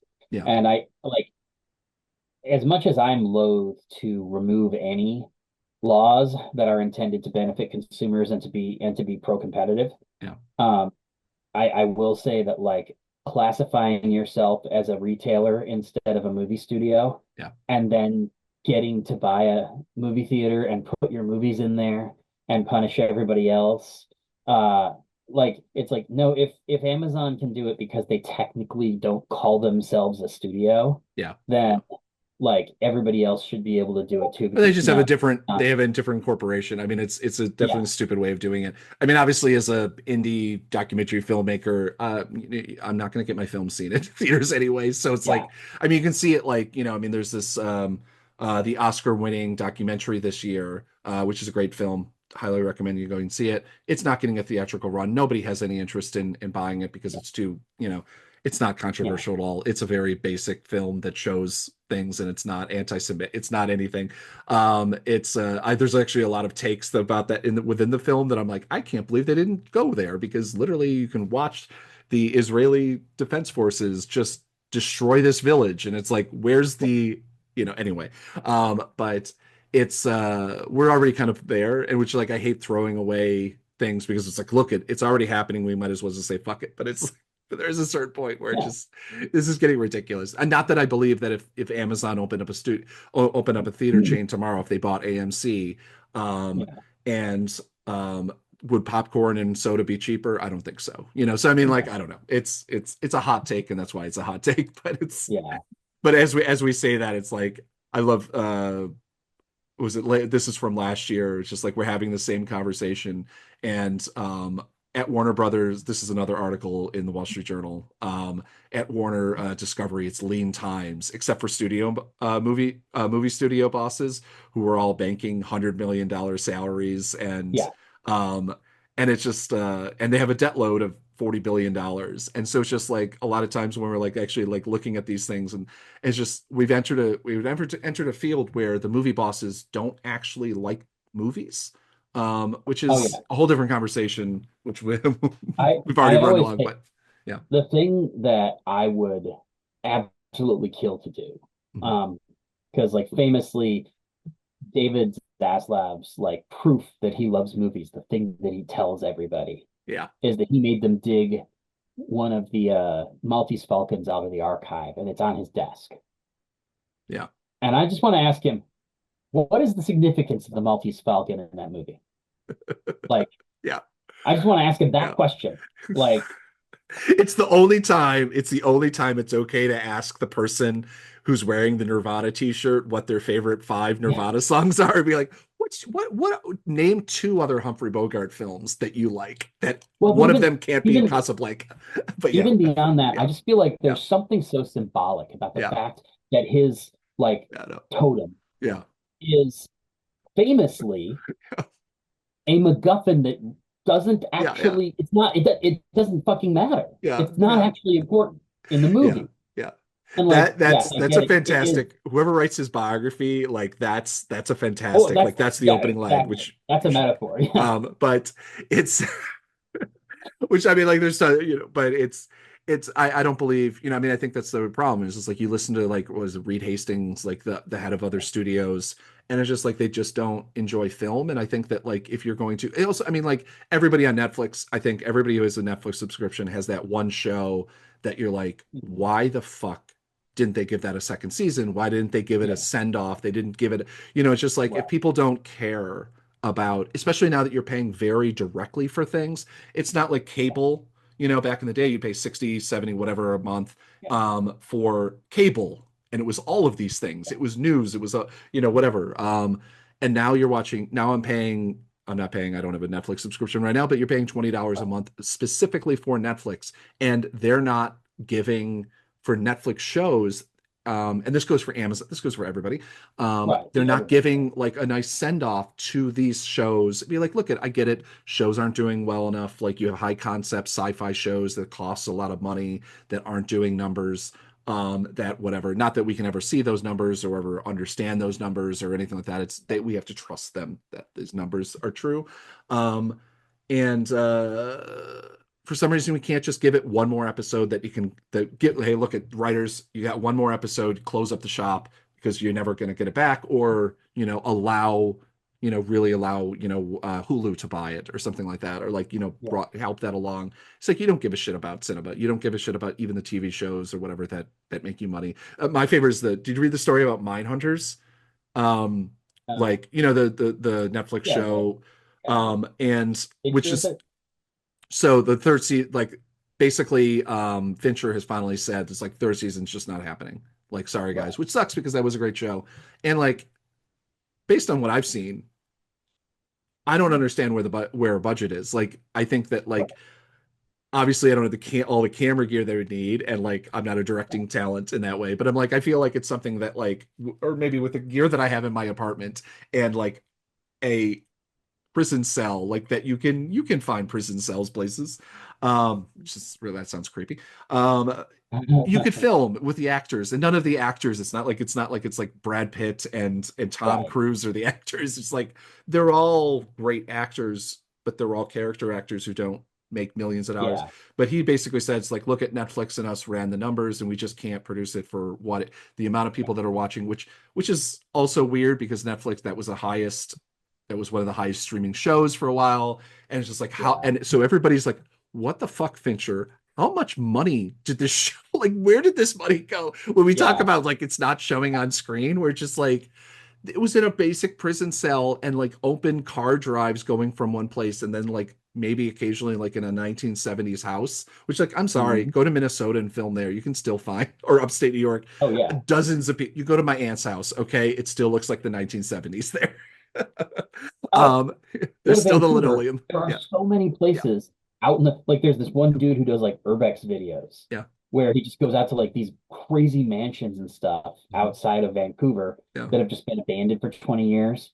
And mhm, I'm just like, nobody ever needs to build a set again. yeah Like, for less than building a set, you can go buy 20 minutes out of the town that you're already filming in yeah and paint that fucking wall. yeah You yeah know? yeah Like, yeah I mean like obviously union costs are expensive but it's just like even with union yeah, yeah. costs I even with mean, like those costs it was just like it is pricey not to also like even high-end filmmakers have ways of like doing things cheaper so it's just one of those yeah, is like I think we've entered this phase of cine of Hollywood and putting in big Hollywood quotes is that yeah, where money doesn't need anything what's the yeah, line from the improv show the points don't mean anything oh yeah, and whatever the points are made up and they don't mean anything and yeah, but I'm gonna have to figure out that line it's driving me nuts but the money doesn't mean anything and nobody knows what the yeah. fuck they're Well, doing And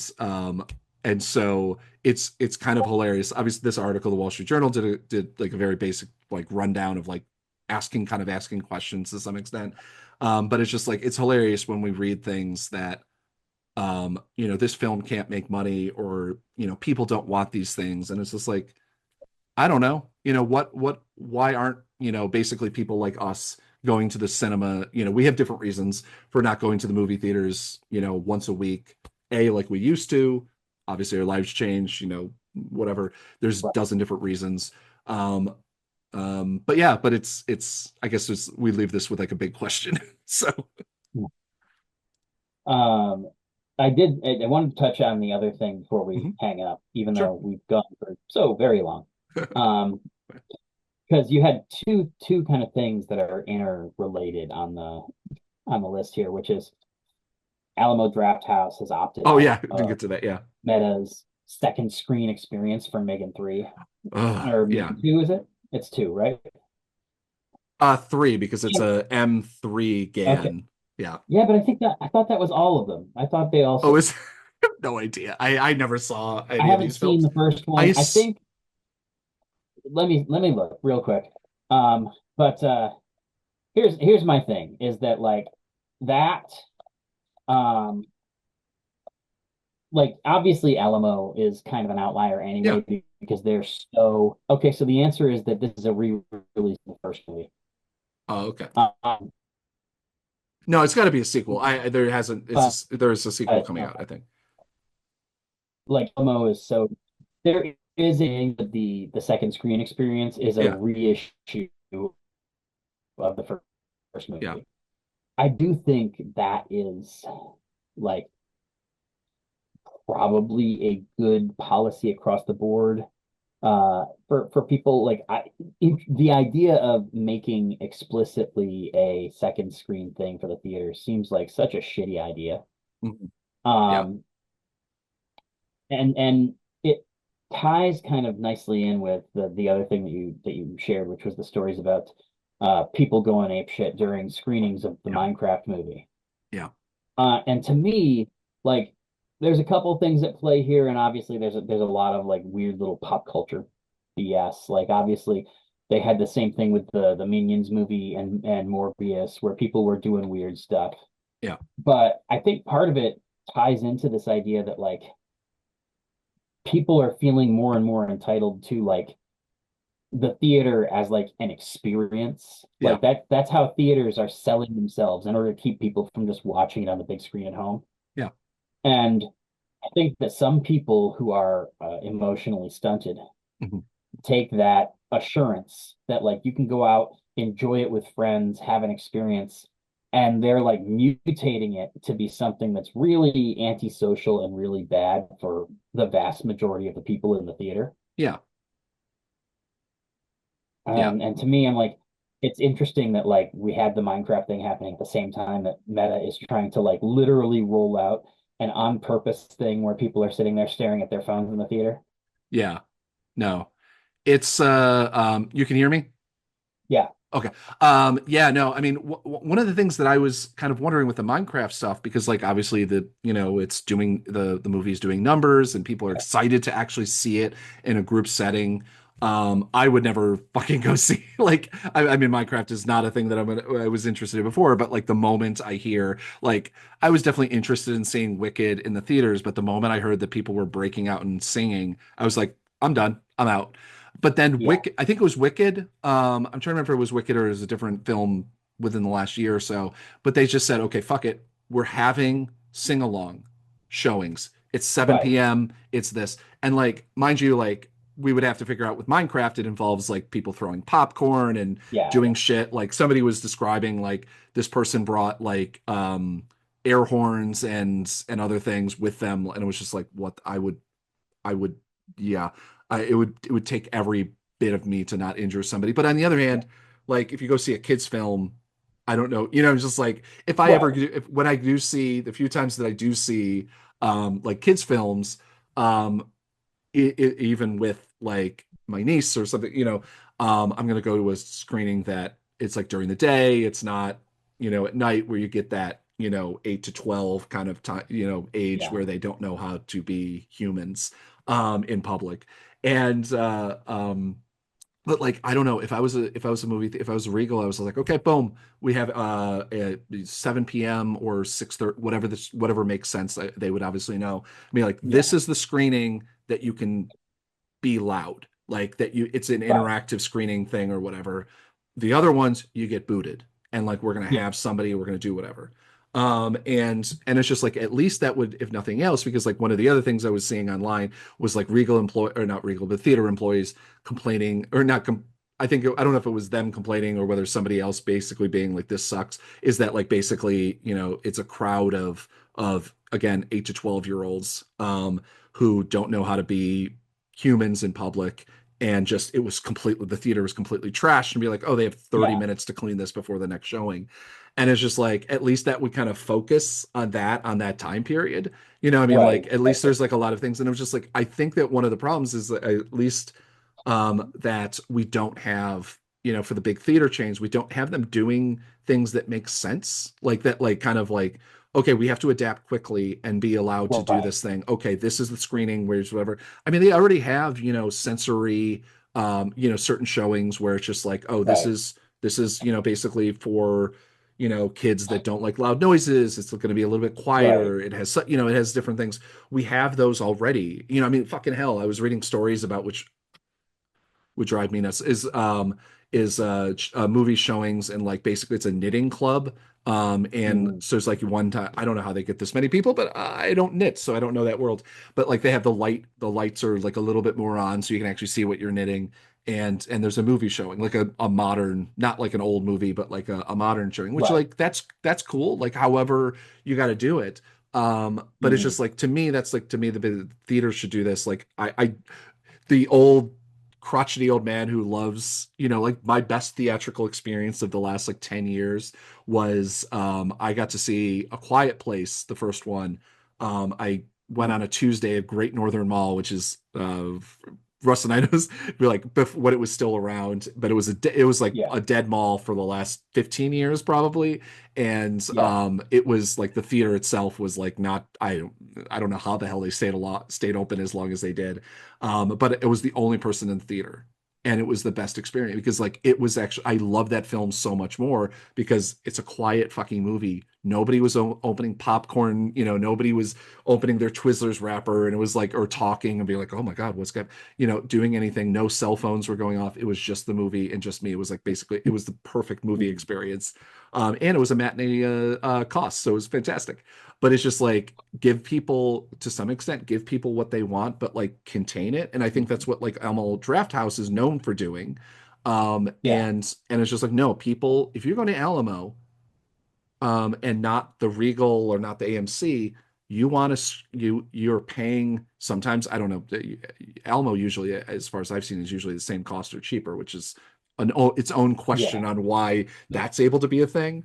I think it's probably I guess it's probably they sell booze and they sell things um Also, I but think part of it is they do so many repertory screenings. yeah It's fair like it only costs $400 to get Josie and the Pussycats. It doesn't yeah cost the same, so Yeah, like yeah, when you but yeah, but anyway, but it's one of those. It's like it's their experience is exactly you're going to that theater for that experience, and that's why. right. I mean, like everybody knows if you live in a town with more than like two theaters, like Mm. oh, that's the theater I'm not going to go see the Marvel Yeah. movie opening night. I'm going to go to the other movie and see other places and see that. Yeah. Like everybody has those where it's like, oh, that's where all the kids go. I'm not going to Great Northern Mall to see that. I'll go to the other theater, or whatever. I Right. won't go see it at Carousel, which is which is the one that I would never go to see a Marvel movie or something like that Friday night at that theater. That seems like a terrible experience. It's also a decent chance you might get stabbed in the parking lot or whatever. But at least according to my mom, every time I would go to Carousel, every time I would go to Destiny USA, she's like, "Are you okay? Somebody 2 weeks ago got stabbed in the parking lot." I'm like, "Yes, that happens when large numbers of people, and everyone has guns and everyone has knives because we live in this society." Or term anyway, but Yeah. Also, I will say, just because I just had this conversation with somebody on Reddit the other day, yeah, um, like this question came up and somebody did some digging and they figured out like yeah, there have been like four violent crimes that have happened in the last 6 months at Carousel, Yeah, but all of them, as far as anybody can tell, were like targeted crimes. yeah, It was like this person, it's you're not going to get stabbed in the parking lot. There's nobody looking to stick yeah, you up and steal your wallet. It's yeah, like two people who have beef and they either yeah, run into each other or one stalking the other. It's like yeah, there's violence there, but it's not random violence that yeah. you have to be worried about if you're going to the movies. Yeah, It's compared random to Armory crime. Square on any given Yeah, night, exactly. It's whatever. basically Yeah, everything everywhere in a college town where a yeah, bunch of drunk 20 somethings are angry at each other. yeah, Like, yeah. But it's don't want to libel John the Conjal family's property. But well, it's mostly honestly, it's just no, one of I those know. things I'm just that joking. I'm joking. feels I'm like such joking. an old white person thing Yeah, to be no, like, that's why I oh, was don't go to joking. It the was like, mall. yeah, yeah. My mom is like, well, you went there at Friday at 10 o'clock, and I'm like, yeah, it was fine. It was quiet. The It's fine. But anyway, but most no, well-lit place in the zip code. yeah, Like, yeah. No, the only place that actually has its own security versus every other place, like it would be yeah. far worse if I went to a bar. But it's yeah. Anyway, that's all I got. I I don't think know if you have I think anything that's a else, good but yeah, observation though. I yeah, think that's a really good point. And because like when I see the Minecraft thing, like I'm like that's really like that's an incredibly disruptive thing. And like I've seen at least one thing where people were throwing shit at the employees because the employees yeah, were trying to get them to calm down. yeah, Like that was the video I think that went viral was somebody coming in and being like, all you people in the back who threw something at the employee, you're all banned. yeah, Um, and so I do think you're right in the sense that it would make sense to like cordon that off and be like, look, man, if you want to go nuts, come here, pay an extra $2, go nuts, and like it's going to be like a Rocky Horror screening. yeah. Because I that's the mean, thing is that like even when you think about like the mess and the blah blah blah, it's like no, all that's Rocky Horror. Like they've been yeah, doing that for 40 years. yeah. Um, And it's built into the and so experience. I mean, it's just like I mean, and those, we have every couple months at our local independent theater here, we have a Rocky Horror, and if I drive by or whatever, there's lines out the door going to see it at this indie theater yeah, because it's an experience and people want that, and they have people up on stage, and obviously it's Rocky Horror is a little yeah, bit more, but it's just like that's something to me where it's just like it's funny because like compared this to the Megalopolis where they had Megalopolis, whatever it is, yeah, where they the had the they had guy the come guy out at the and front, which I was yeah, dying because I was in LA when that movie came out, and like I read about it that it was going to be a thing at those two theaters that were like near where I was staying, and I was like immediately, and I'm like, of course they were sold out. yeah, But but I was just like, oh my god, that would be amazing. But it is, it's to me, it's like I think that I think one of the problems is that companies, and we have you can go on TikTok and like every 10th scroll on TikTok is somebody complaining, the waiter or something like that, complaining that people don't know how to act in public. And I think one of the yeah, reasons is that as a person who's you've worked retail, we've both worked retail like far more many years than for every wrinkle we have on our eye, or every gray hair, um, is that we've just allowed people to act terribly because the customer is always right, and never mind it destroys the experience for everybody else. I mean, like, but it is, it's right, like one of those, it's like, look, I'm not calling for law enforcement, I'm not doing whatever that, but yeah, it's just like because like for so long that like we just don't have this people around of like that are seen as authority, whether it be a mall right, security guy that does has a taser or something like that, or whatever. Like these areas have become for people that want to do shit, that yeah, want to act like assholes. They're seen as like, oh well, I can go here and to be like an asshole. And like movie theaters have very quickly become that. I mean, again, and there's like certain movie theaters again, like in town, we're like, I ain't going to that fucking movie theater to see this film on a Friday night yeah, because that's where assholes go to see whatever.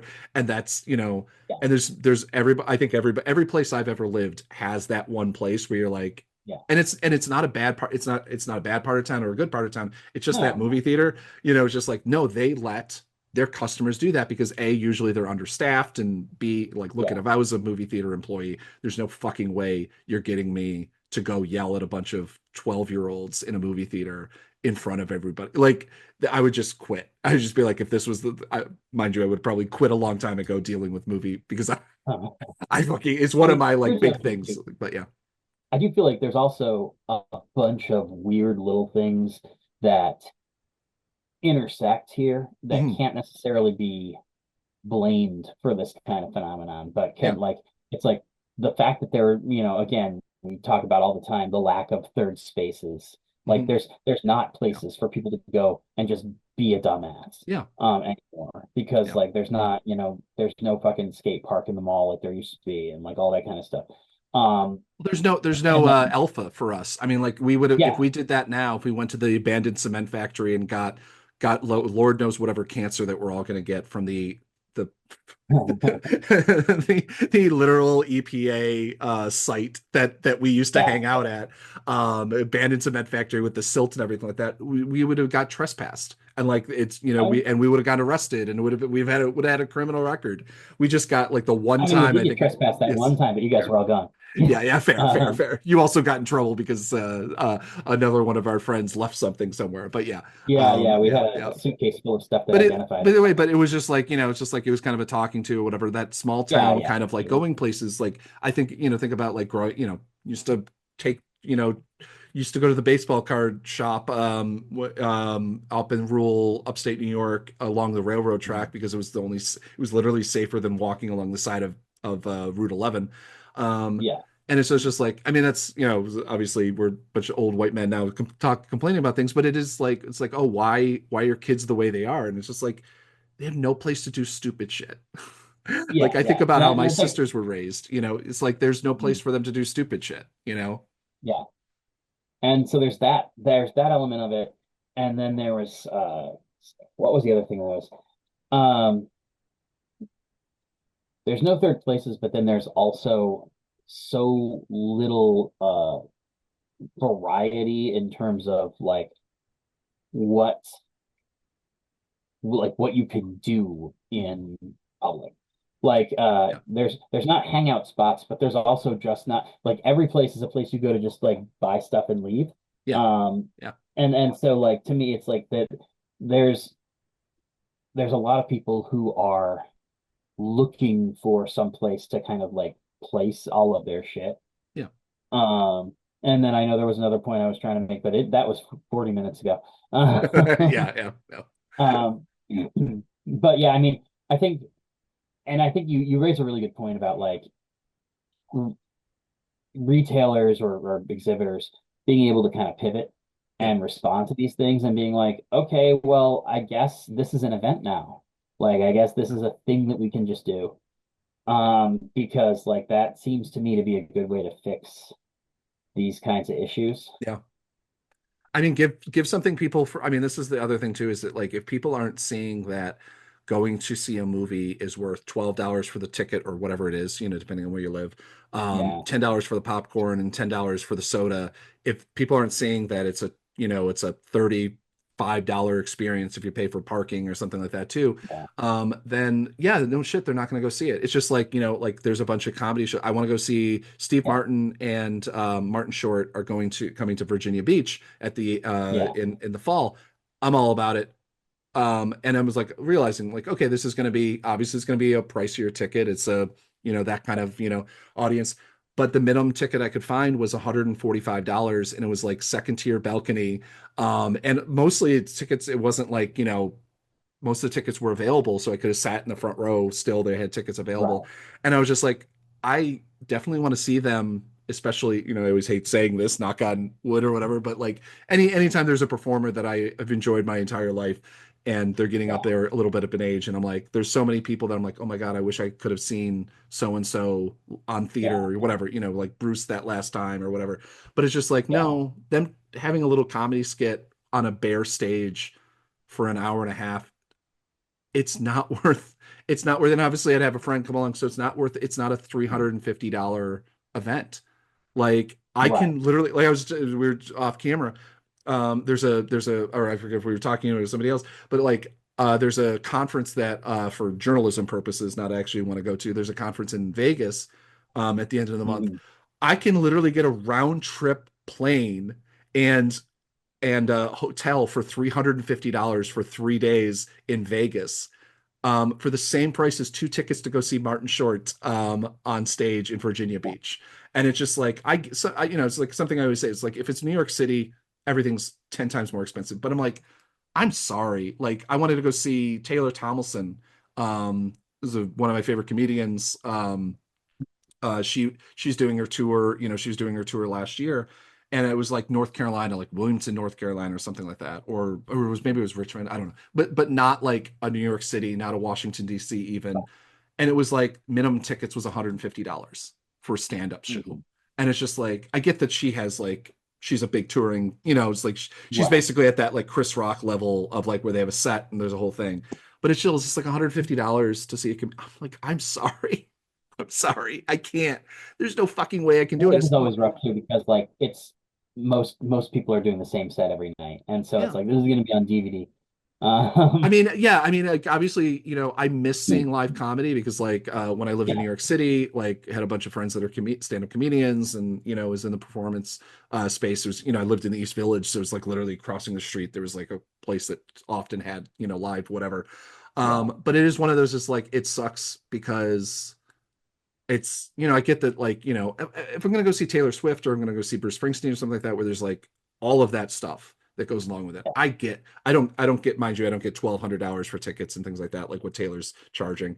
But like, or even Bruce, we can have a separate, that's a long running argument about like how much for working class musician, that how much he charges, but it's just like you can still you can still get a ticket for $150 for Bruce Springsteen, and it's a four yeah, hour fucking show with seven people on stage, and it's a whole thing. yeah, And I don't know. And it's also a communal experience versus like a comedy show or something or a movie where it's just like, right, no, you're sitting there in your theater seat.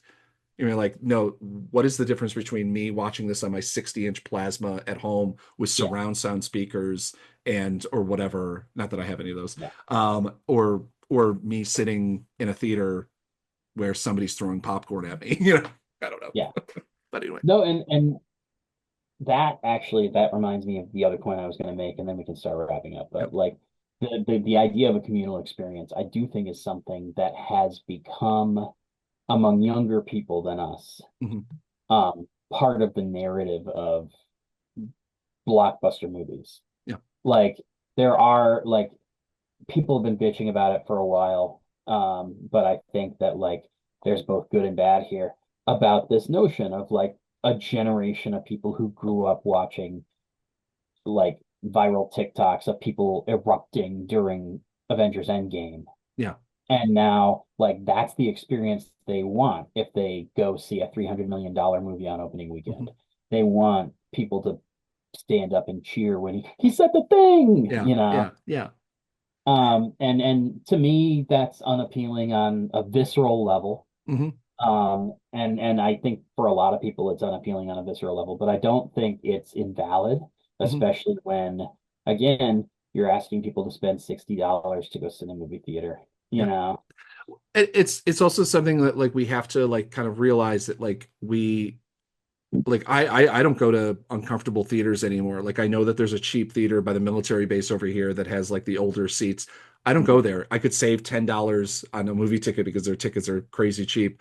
I go to the one with the Barca loungers and whatever. And it's just like, Yeah, and there's like this different experiences that you want. And it's like I think that we need to, as I've said many times in this episode already, like we need to start like giving people to some extent what they want, but also coming to terms with very quickly. It was just remembering I was watching one of my terrible favorite shows, Dr. Odyssey. I absolutely love this show. It's like Love Boat, but like a modern version. So there's like a threesome and but they're talking about having abortions and things like that. Mhm. It's a weird, like terrible show. It's my what other people do reality shows. I watch this. But it was interesting because like I watch it the next day or whatever on Hulu, so there's no ads. Right. And I was down in Florida where we were watching I got my mom hooked on it, not surprisingly. Even though she literally said, was like, that's just stupid, Zach. Which is saying something for my mom that watches reality shows kind of exclusively. Um, but we were watching it with ads, and I realized like I was watching the show so much more because I had the break that I could then go, which I hate. I hate the fact that like my cell phone is like I Yeah, have to have it because it's not even a show. Dr. Odyssey's not a show that I'm like live tweeting or doing anything. yeah, Like, when Andor comes, like there's definitely shows out there that I'm going to be like, holy shit, this is great, Amazingly. whatever. Yeah. But it's just like, no, I realized, but like I was watching like the next episode at home, and I was like, a show that does not have depth. It's not, that's not what it's for. You can jump into it is literally every episode's a new group of people come onto this boat, and so Right. new stories. There's a couple running threads or whatever. It's kind of like Community. So, it's like, Yeah. oh, it's every episode's kind of a battle, not a battle episode completely, but like that's something. But like I was watching and I'm like, holy shit, I have no idea what's going on, which is saying something. For a show that's like designed, but it's like, oh my fucking God. And I like, so like I literally reversed it like 5 minutes, and like I put my phone away and I was like Yeah. watching it. And so it's just like, if that's the way you want to enjoy something, then that's fine. Like, Mhm. you know, my you're my other best friend. It drives me nuts that she doesn't watch anything without her cell phone, because it's the only time. She's a mom and she works from home or whatever. She's not on her cell Yeah. phone. And it's not like social media is part of our lives, and like being on our phones part of our lives because of what the work that we do, but like for her it's not at all. But like it was like anytime I go visit her and like we watch them, I'm like, you got to watch this movie, it's so good, or watch this show, and she's on her phone, and it drives me Yeah. fucking nuts. And I'm like, that's the way she's enjoying her life, let it Yeah. be. And so it's just like, to me it's like one of those, it's like, I don't like the idea that it's not a direct comparison, that letting kids throw popcorn at people and things like that. Right. But Yeah. if Yeah. if that's the way that 8 to 12 year olds enjoy watching movies, then and if we want them to see movies in theaters, then that's the way you got to do it anyway. Yeah. So All right. That's probably a good yeah. place to wrap, just because it sounded like a definitive statement. Yes. I have no idea how long this will actually be once it gets edited, Yeah. because holy cow. Yeah, it was a little But long. thank you to everybody who's still here at this stage. Be back here by noon on the fifth day for more Emerald City Video, and always remember to rewind your cassettes. Mhm.